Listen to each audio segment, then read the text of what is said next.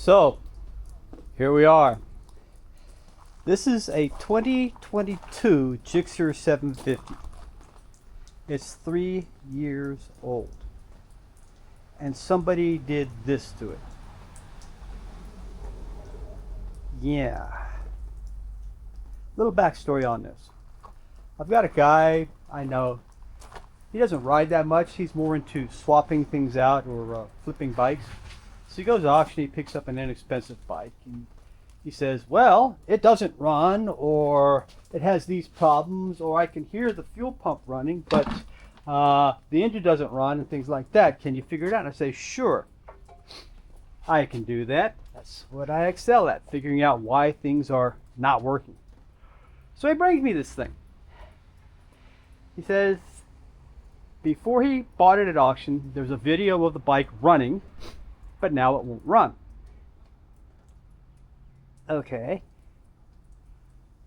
That's not good.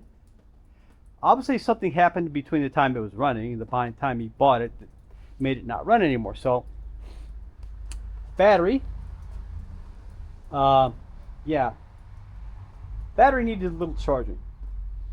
I charged it up, hooked it up, and of course, a little more backstory on this. This bike was stolen.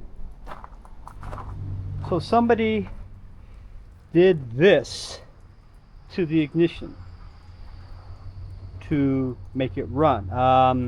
I don't know what they did in here, but the internals of where the lock and the key engage the switch are totally stripped out, so there's no way to turn it off or turn it on. Fortunately, it's turned on. So all you have to do to make anything work is do this. See? Everything works. Isn't that wonderful? All right. Now, so I can hook up a good battery to it, which I did with this one because I charged it for about 4 hours. I replaced the 2 bad fuses that were in the fuse box. I hit the key and it went click, and it didn't go anywhere. So I hit it about 4 or 5 more times, thinking maybe a bad spot on the starter or something like that, but no, it was not moving. So, yeah, I have a seized engine, of course. How seized is the engine? Why isn't it turning over? Well, there's only one way to find out. So I pulled the side covers. On the side cover, these 2 access panels here, that's for the clutch, and that's for the center of the crankshaft. And I put a socket on this, it's a 14 mil. And I tried to go this direction and it wouldn't budge, it was stuck. When I went this direction, it would go this way, and then when I let off pressure, it would pop back. Which means, if you know anything about hydraulics, that one direction it was hydrolocked, it was compressing the fluid and it wasn't going to move. The other way, it was trying to expand the fluid, and you can expand a fluid, but you can't compress it. So obviously one of the cylinders was filled with fluid. All right, what kind of fluid was it? Was it water? Was it coolant? Was it gas from a leaking injector? Was it oil? Only one way to find out.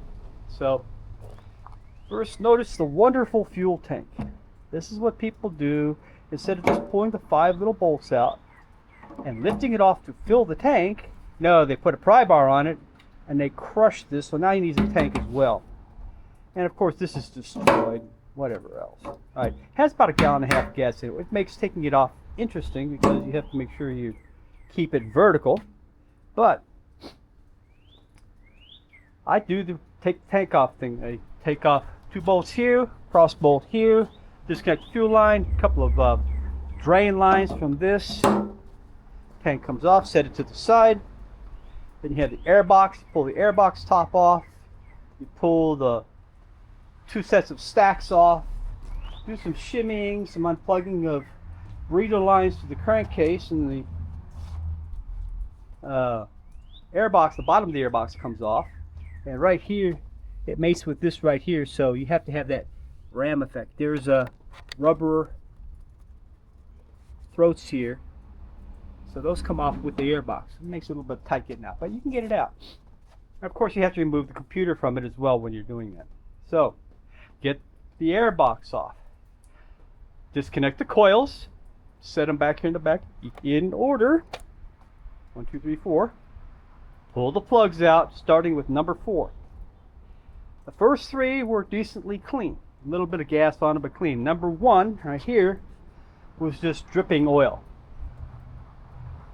The air box was full of oil as well. Lots of coating of oil, some puddling and things like that. That doesn't come from the blow-by from the crankcase blowing it up into the air box. That comes from something else happening.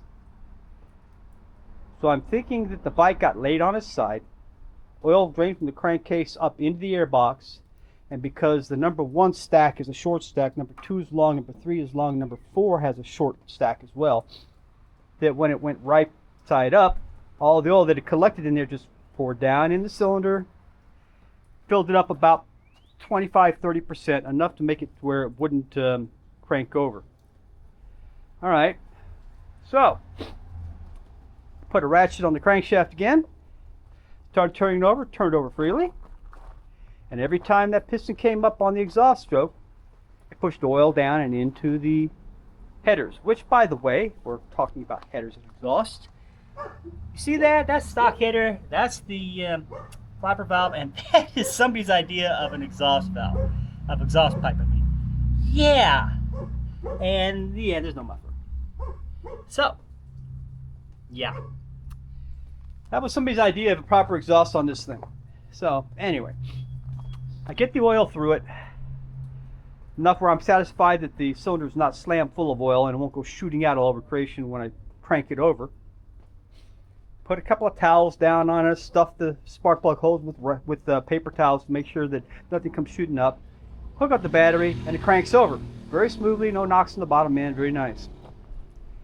And okay, so I know I have the oil out of that cylinder mostly, and it's all coming down. You can see where it's dripping down right here. That's terrible.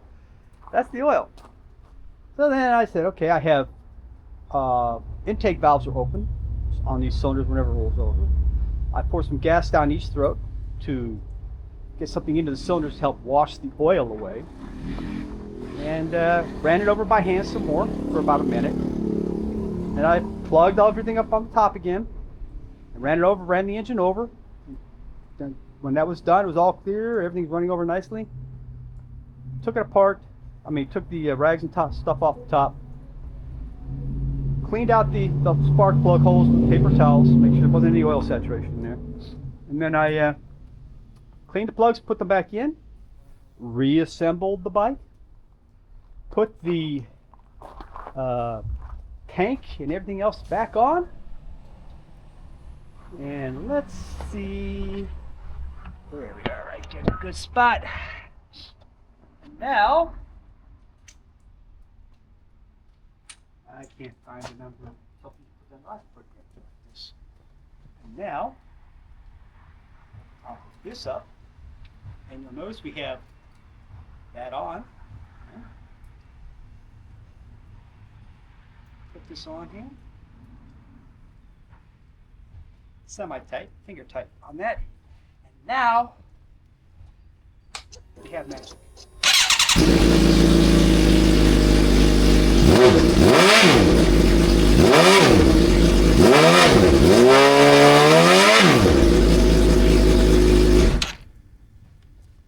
Yeah, I think I broke the camera. But other neat little things. Broken clutch lever, very broken brake lever, broken foot peg lever, almost broken shifter lever. Bodywork just rattles around. He's going to do a body kit on it. And we have all sorts of stuff unplugged that goes into the, stop that, chassis when it comes on. It has a horn, if you want to call that a horn. So, my friend is going to bring me a tank. He's going to bring me this piece and a new ignition switch. I'm going to get it together with the new tank where it runs. And it's halfway safe going down the road. This is the kind of stuff people bring me to work on. This kind of stuff. Notice the rear tire. I don't know where they got this tire. It's not the right width. It looks like a car tire. But it's actually a motorcycle tire. And the rear brake kind of sort of works. The front brake does work. I can actually work the brake like that. So he basically got a lot of parts he's got to put on here. And they trashed the VIN numbers and everything else. This is supposed to be a 2022 though. So, yeah. This is the stuff I get to work on. Hope you enjoyed the video, ladies and gents. And wish me luck. Because this is what I get a couple of times a week in my garage. Have a good one.